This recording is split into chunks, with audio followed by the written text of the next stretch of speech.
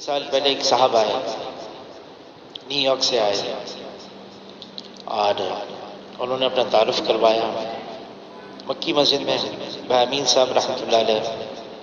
تو انہوں نے تعارف کروایا کہ میں یہ ہوں اور اس تنظیم سے بھی میرا تعلق ہے. یہودیوں کی ایک تنظیم تھی، اور میں اس تبلیغ کے بارے میں معلوم کرنا چاہتا ہوں کہ لوگ بہت ڈرے ہوئے ہیں ان سے کہ ان کے پاس ہے کیا چیز ہے کہ یہ ایک ایسا خاموش انقلاب لے کر آ رہے ہیں ساری دنیا میں. وہ ہے کیا چیز ان کے پاس؟ خیر وہ انہوں نے یہ آ کے بات کی، پھر وہ چلے گئے. انہوں نے اپنا پتہ دے دیا گزری میں، ڈیفنس میں، وہاں پر کا مکان. تو ان کا فون آ گیا کہ آپ اگر کچھ ساتھی بھیجیں تو میں ان سے کچھ سوالات کرنا چاہتا ہوں. تو بھائی امین صاحب رحمۃ اللہ علیہ نے مجھے اور ایک سرکاری بڑے افسر تھے اس وقت، اب تو وہ خیر وہ بھی ریٹائر ہو گئے، تو ان سے کہا کہ آپ دونوں جو ہیں ان کے گھر چلے جائیں. پتہ لے لیا، گاڑی میں گئے. تو جب گاڑی میں پہنچے تو وہ گھر میں اطلاع ملی وہ تو ہے نہیں، وہ تو واک کے لیے گئے. تو خیر ان کو فون کیا کہ بھئی ہم آپ کے گھر پہنچ گئے ہیں، آپ کو سوالات کرنے تھے. تو انہوں نے کہا ہاں میں آ رہا ہوں بھی، آپ وہیں کھڑے رہیں. اتنے میں دیکھا کہ وہ اتنی سی انہوں نے وہ چڈی پہنی ہوئی تھی اور اتنا بڑا کتا ان کے ساتھ. خیر وہ کہنے ابھی میں چہل قدمی کر کے آیا ہوں. خیر وہ اندر بھی بلاتا ہوں. خیر شلوار قمیض انہوں نے پہنی اس حال میں، اور پھر ہمیں اندر بلایا. انہوں نے کہا کہ آپ کا منشور کیا ہے؟ تو ہمارے جو تھے صاحب میرے برابر میں جو ساتھ گئے تھے، انہوں نے 6 نمبر بیان کیے. 6 نمبر بیان کیے تو انہوں نے انگریزی میں کہا ویری ان امپریسو. میں سے متاثر نہیں ہوا. رائے ونڈ کہاں ہے؟ تو انہوں نے بتایا وہ اس طرح سے رائے ونڈ ہے، یہ ہے ادھر. تو کہا میں وہاں جاؤں گا. اچھا ٹھیک ہے، جب آپ جائیں تو ہمیں بتا دیں. ہم واپس آ گئے مکی مسجد. اب پہنچے ہی مکی مسجد، ان کا فون آ گیا کہ میں ابھی جاؤں گا رائے ونڈ. ابھی تو رات کو کہا 1 بجے کا میں نے جہاز وہ اس کا بکنگ کروا دی، رات کے 1 بجے ہی پہنچ جاؤں گا. میں صبح 3 بجے رائے ونڈ میں ہوں گا. تم نے اچھا آپ کے لیے انتظام کرتے ہیں، کوئی سواری آ جائے ایئرپورٹ پر آپ کو لے کے جائے. تو کسی کے ذمے لگایا کہ بھائی ان کو رائے ونڈ لے کے جانا.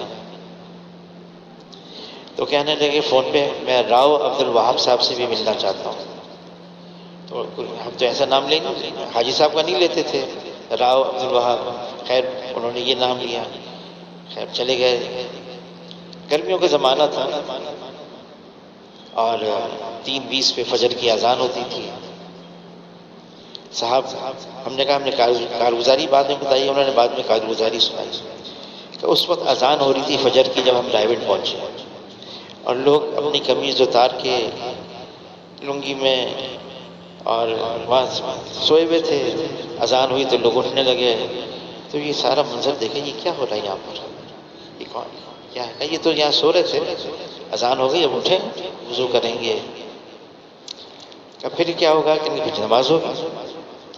تو ان کو وہاں پر نماز کے لیے فجر کی نماز ہوئی، جماعت ہوئی. حاجی صاحب نے بیان شروع کیا. اب یہ ادھر ادھر دیکھیں، وہ دیکھا وہ مجمع اب رات مختصر مجمع سونے لگا، سو رہا ہے. بات بھی ہو رہی ہے اور بات بھی وہ کچھ سمجھ میں نہیں آ رہی تھی کیا بات کر رہی ہے.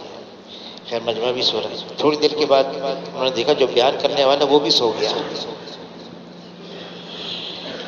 اتنے حیران ہو گئی یہ کیا ہے، بیان کرنے والا بھی سو گیا اور سامنے جو مجمع بیٹھا یہ بھی سو رہا ہے. خیر وہ تو پہلی ویسی انہوں نے کہا تھا. واپس آ گئے. پھر فون کیا بھائی امین صاحب رحمۃ اللہ علیہ، وہی جماعت چلی جائے بھی گیا. کہ مجھے تو کچھ سمجھ بھی نہیں آئی. کہ وہاں گیا تو بیان کرنے والا بھی سو رہا تھا، جہاں سامنے جو بیان سنے وہ بھی سو رہے تھے، اور بیان کیا ہو رہا تھا وہ بھی مجھے سمجھ میں نہیں آئی. لیکن میں حیران ہوں کہ اتنے ہم خائف کیوں ہیں آپ لوگوں سے، اتنے ڈرے بھی کیوں ہیں آپ لوگوں سے؟ آپ کے پاس تو کچھ بھی نہیں. بہرحال وہ واپس چلے گئے۔